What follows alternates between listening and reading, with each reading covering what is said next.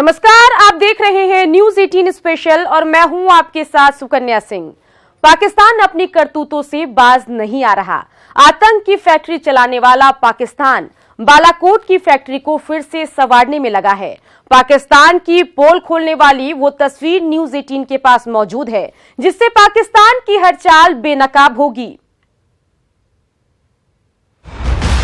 Let me tell you, Balakot has been reactivated. It's been reactivated by Pakistan. What else? When, sir? When it has been done? Very recently. General Bipin Rawat का कहना 100% सच है। Let me tell you, Balakot has been reactivated. It's been reactivated by Pakistan. What else? When, sir? When it has been done? Very recently. News 18 के पास वो सारी exclusive तस्वीरें हैं जो पाकिस्तान की नापाक चाल की पोल खोल रही हैं। पहले इस बोर्ड को देखिए, इसमें क्या लिखा है वो आपको बताते हैं। ये है मदरसा तालीम उल कुरान, बालाकोट रोड। अब ये देखिए, इस मदरसे का संयोजक है मौलाना मोहम्मद मसूद अजहर। अब आप समझ गए होंगे कि ये रास्ता कहाँ जा रहा है। अब ये तस्वीरें देखिए, ये बालाकोट की हैं। भारत की सर्जिकल स्ट्राइक के बाद पाकिस्तान इस आतंकी फैक्ट्री को संवारने में जुटा है। तबाह हुए आतंकी ठिकाने को जैश ए मोहम्मद फिर बनाने में जुट गया है। इन तस्वीरों से साफ है कि पाकिस्तान आतंकी ट्रेनिंग कैंप को फिर से जिंदा कर रहा है। यही नहीं, न्यूज 18 के पास पाकिस्तान में आतंकी फैक्ट्री के और भी सबूत हैं। ये वो लिस्ट है जिसमें पाकिस्तान के अलग अलग जिलों के आतंकियों ने बालाकोट से ट्रेनिंग ली है। बहावलपुर, मुल्तान, रावलपिंडी, साहिवाल, मुजफ्फरनगर, फैसलाबाद, मेनवाली, ये उन जिलों की लिस्ट है जहां से हजारों आतंकियों को दहशतगर्दी की तालीम मिली। टेररिस्तान की तस्वीरों से आप समझ गए होंगे कि पाकिस्तान की सरकार आतंकी फैक्ट्री को चलाने में किस कदर शामिल है। बता दें कि बालाकोट में आतंकी ट्रेनिंग देने वाला आतंकी संगठन जैश ए मोहम्मद का सरगना मसूद अजहर है, जिसे भारत और यूएन ने आतंकी घोषित कर रखा है।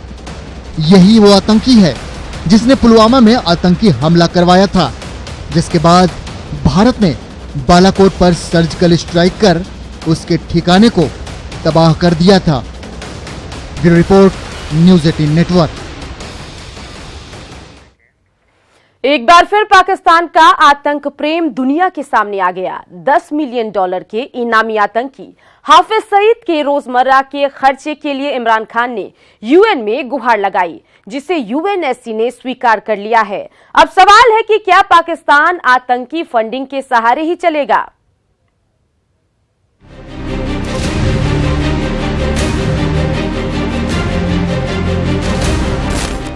दुनिया भर में झूठ और फरेब की दुकान चलाने वाले पाकिस्तान की असलियत सामने आ गई।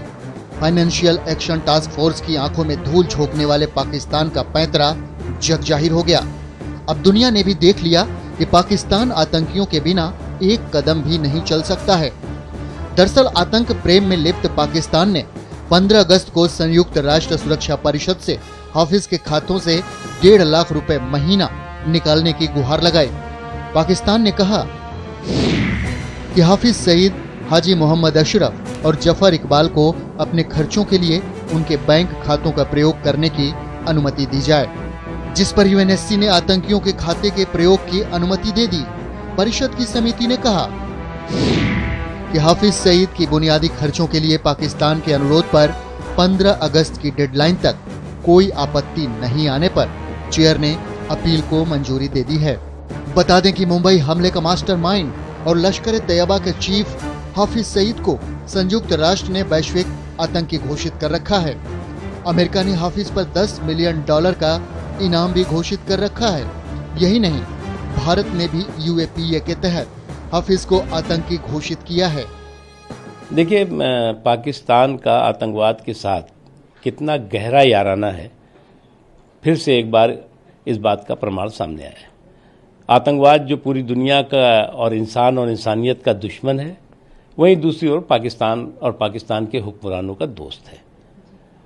आज जब पूरी दुनिया जो है वो एकजुट होकर के आतंकवाद और आतंकवादियों के तमाम उन संगठनों के खिलाफ लड़ाई की बात कर रही है, तो ये आतंकवादियों को छूट देने की बात कर रहे हैं। पाकिस्तान के हाफिज प्रेम से कई सवाल खड़े हो रहे हैं। मसलन, क्या पाकिस्तान आतंक के खिलाफ कार्रवाई की झूठी दलीलों से दुनिया को गुमराह कर रहा है? क्या पाकिस्तान खुली हवा में घूम रहे हाफिज को जेल में बंद करने का झूठा दावा कर रहा है? क्या पाकिस्तान ने टेरर फंडिंग के लिए खाते को खुलवाने की अनुमति मांगी है? खैर, पाकिस्तान का आतंक प्रेम जगजाहिर है, लेकिन ये भी सवाल उठने लाजमी है कि क्या संयुक्त राष्ट्र सुरक्षा परिषद को इनामी आतंकी हाफिज के खातों से प्रतिबंध हटाना चाहिए? क्या पाकिस्तान की मंशा को समझने में यूएनएससी ने गलती की? Bureau report, news 18 network.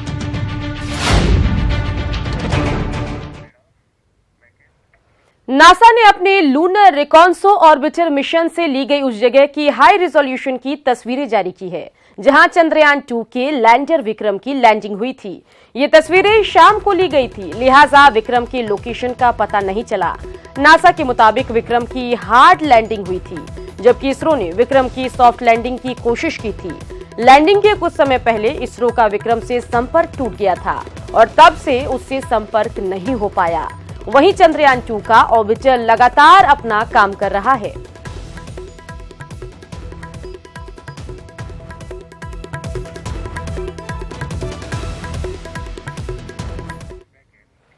चलिए अब बात करते हैं बिहार में 5 विधानसभा की सीटों के लिए होने वाले उपचुनाव की।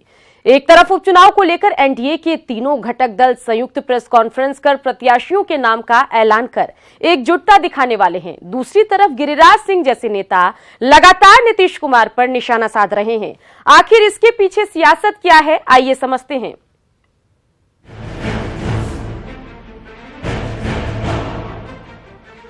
हाल के दिनों में बेगूसराय के सांसद और केंद्रीय मंत्री गिरिराज सिंह के तेवर अचानक नीतीश सरकार पर तल्ख क्यों हो गए? क्यों आए दिन गिरिराज के निशाने पर राज्य सरकार रहती है? ये बड़ा सवाल है। पहले बाढ़ को लेकर अधिकारियों को फटकार और फिर दुर्गा पूजा और रामलीला के बहाने सरकार पर हमला। दरअसल बुधवार को गिरिराज सिंह अरवल में थे, जहां एक कार्यक्रम को संबोधित करते हुए उन्होंने सीएम और डिप्टी सीएम का नाम लिए बगैर ये कह डाला कि अभी से हालात तो बेहतर 40 से 50 साल पहले थे। बिहार में देखो, इससे अच्छा तो 40-50 साल पहले था। ये सरकार विभेद ना करे और दरार ना पैदा करे, शांति के नाम पर लोगों के ऊपर मुकदमा ना करे। गिरिराज के एक के बाद एक आ रहे बयानों ने सियासी हलके में चर्चाओं का बाजार गर्म कर दिया है। हवाला गठबंधन के महाराष्ट्र मॉडल तक का दिया जा रहा है। सवाल भी खड़े हो रहे हैं। मसलन, बार बार नीतीश सरकार पर क्यों निशाना साध रहे हैं गिरिराज सिंह? क्या बीजेपी के लिए जमीन तलाश कर रहे हैं गिरिराज? 2020 में अकेले लड़ने का मन बना रही है बीजेपी। महाराष्ट्र की तरह बिहार में भी होगा प्रयोग। क्या शिवसेना की तरह जेडीयू पर वार भी एक रणनीति है? ज्यादा सीट लाकर सीएम की कुर्सी चाहती है बीजेपी। गिरिराज को लेकर उठ रहे सवालों पर विपक्ष भी सक्रिय हो गया है और बिहार की सियासत में छोटे भाई के बड़े होने के ख्वाब की बात कही जा रही है। ठीक उसी तरह से महाराष्ट्र में जैसे बीजेपी शिवसेना के साथ व्यवहार कर रही थी, वही काम यहाँ बीजेपी के नेता जेडीयू के लिए, नीतीश कुमार जी के लिए कर रहे हैं। सवाल विपक्ष की ओर से उठा। महाराष्ट्र फॉर्मूले की बात की गई, लेकिन सत्ता पक्ष ऐसे आरोपों को खारिज करते हुए उल्टे विपक्ष को नसीहत दे रहा है। हम लोग किसी फॉर्मूले को नहीं जानते। जनता का आशीर्वाद नीतीश कुमार जी को है। नीतीश कुमार जी किसी के रहमो करम पर मुख्यमंत्री नहीं है। विरोधी को तो पहले अपने तरफ झांकना चाहिए कि वहाँ स्वार्थी लोगों का जमावड़ा है। बोलने वाले लोग स्वतंत्र हैं, कोई कुछ बोल सकता है, अपनी अपनी राय को व्यक्त कर सकता है, लेकिन पार्टी पूरी तरह से सरकार के साथ है और हमारे एनडीए गठबंधन जो है एकजुट है और उस एनडीए की सरकार चल रही है। बीजेपी के नेता गिरिराज को लेकर पूछे सवालों से भले बच रहे हों, लेकिन उपचुनाव सिर पर और अगले साल बिहार विधानसभा का चुनाव, ऐसे में नेताओं की बयानबाजी नए सियासी समीकरणों के कयासों को हवा जरूर दे रही है। न्यूज 18 के लिए अरवल से अनिरुद्ध के साथ पटना से अमित सिंह की रिपोर्ट। एक और तो गिरिराज सिंह इशारों में नीतीश कुमार पर लगातार हमलावर हैं। वहीं बात नीतीश कुमार की करें तो उनको इस बात की कसक है कि उनके सामाजिक कार्यों को मीडिया में उतना तवज्जो नहीं देता जितना उनके पहले कार्यकाल में मीडिया ने दिया था। इस बात की कसक उन्होंने स्वास्थ्य विभाग के एक बड़े कार्यक्रम में मीडिया और चिकित्सकों के सामने निकाल भी दी।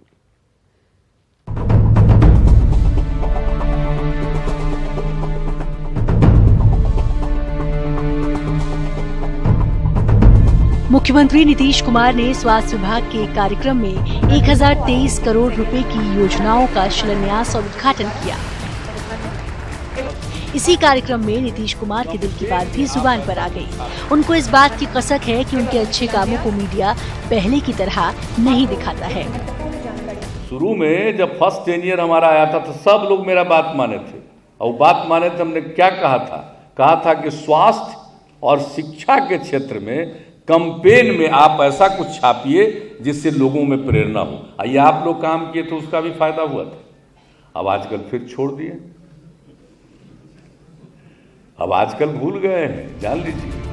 मीडिया को लेकर अपनी कसक जाहिर करने के बाद सीएम ने डॉक्टर्स पर तंज कसा। जो भी स्वास्थ्य से जुड़े इक्विपमेंट की खरीदारी करनी हो वो करें, लेकिन उसे चलाना भी सीखें। इसके लिए ट्रेनिंग करने की नसीहत भी दे दी। खाली इक्विपमेंट खरीदने से तो काम नहीं चलेगा। सब बड़े बड़े लोग, डॉक्टर लोग बैठे हुए हैं, जरा डॉक्टर्स का और पैरामेडिकल स्टाफ का ठीक से ट्रेनिंग करवाइए। नीतीश कुमार ने सरकारी डॉक्टर्स के प्राइवेट प्रैक्टिस पर भी चुटकी दी। निजी वाला भी करिए, कुछ सरकारी में भी पूरा बढ़िया से कर दीजिएगा, और हमको तो पूरा भरोसा कि आप लोग करते ही हैं। सीएम के बाद बारी डिप्टी सीएम की आई। सुशील मोदी ने अस्पतालों के निर्माण और इक्विपमेंट्स को लेकर अधिकारियों को इशारों में ही खरीदारी में ईमानदारी बरतने की नसीहत दे डाली। एक दिन पढ़ा कि मेरे पर एफआईआर हो गया है क्योंकि जो कोबाल्ट मशीन खरीदी गई उसमें गड़बड़ी हो गई, और मैं चूंकि गवर्निंग बॉडी का मेंबर हूँ इसलिए मुझ पर भी एफआईआर दर्ज हो गया। बहरहाल नीतीश ने इशारों में ही अपनी उम्मीद और पीड़ा दोनों बता दी। मतलब अपनी इस पाली के सामाजिक कार्यों पर मीडिया का और ज्यादा फोकस चाहते हैं। न्यूज 18 के लिए पटना से आनंद अमृतराज की रिपोर्ट। चलिए, हमने बात की बिहार के सीएम नीतीश कुमार की। अब बढ़ेंगे आगे और बात करेंगे झारखंड के मुख्यमंत्री रघुवर दास की।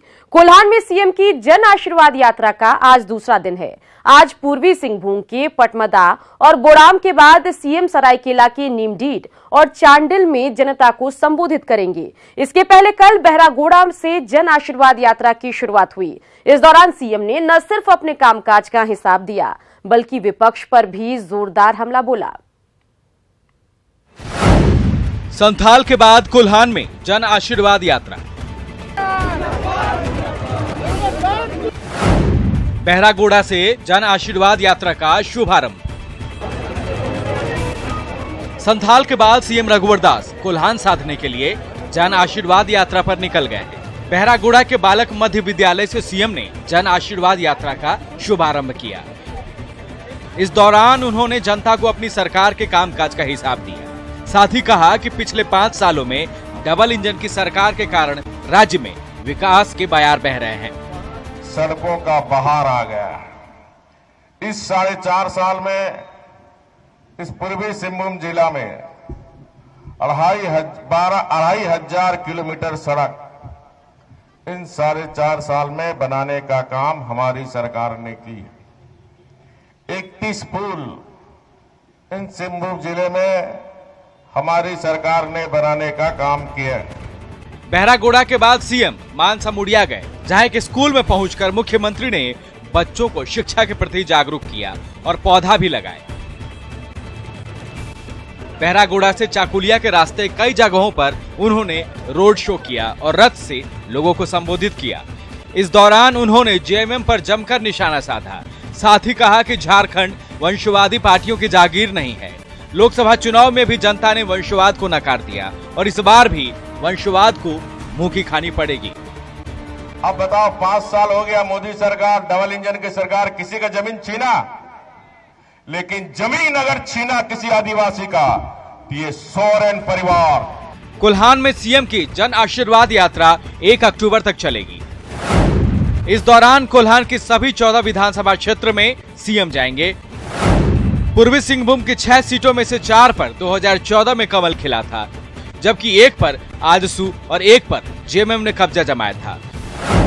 वहीं सरायकेला में विधानसभा की 3 सीटें हैं, जिनमें से सिर्फ ईचागढ़ पर बीजेपी का कब्जा है, जबकि खरसावां और सरायकेला में जेएमएम का कब्जा है। लेकिन पश्चिमी सिंहभूम में एक भी विधानसभा सीट पर बीजेपी काबिज नहीं है। जिले में विधानसभा की 5 सीटें हैं, जिनमें से 4 पर जेएमएम का कब्जा है और 1 पर जय भारत समानता पार्टी की गीता कोड़ा ने जीत दर्ज की थी। यानी पश्चिम सिंहभूम में बीजेपी को खोने के लिए कुछ नहीं है, जबकि पाने की पूरी गुंजाइश है। पूर्वी सिंहभूम से प्रभंजन के साथ अन्नी अमृता की रिपोर्ट।